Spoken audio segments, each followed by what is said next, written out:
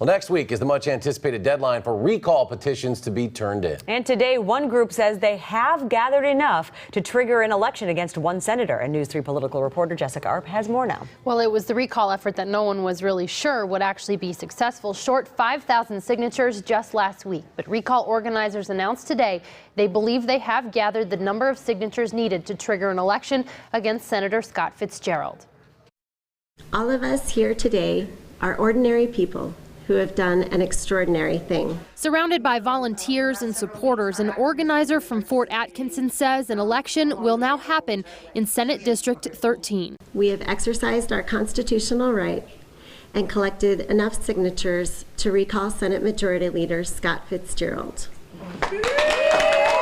While they won't release an official number, the group says they got extra help in the last 2 weeks in surpassing the target of 16,742 signatures from We Are Wisconsin, a liberal activist group. The base exists, and the sheer number of signatures exists that if mobilized successfully, if I were Senator Fitzgerald, I would be very nervous.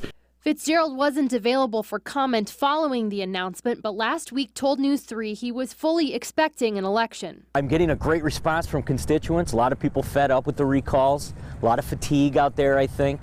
And when they see it's going to be millions of dollars that the taxpayers are going to have to pay, there's going to be some people, I think, pretty unhappy with the whole process. He's also filed a complaint to say that organizers are getting too long to gather signatures, saying the GAB should have required them to be due by today at 5 p.m. This just seems like an attempt to try and silence the thousands and thousands of people who have spoken up for this, and I'm not concerned about it at all.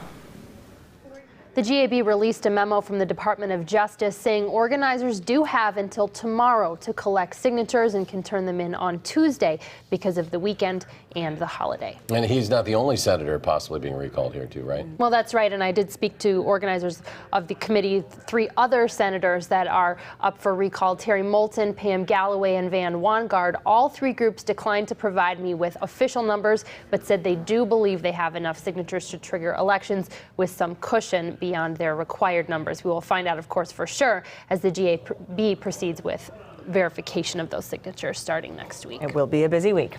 Thanks so much, Jess.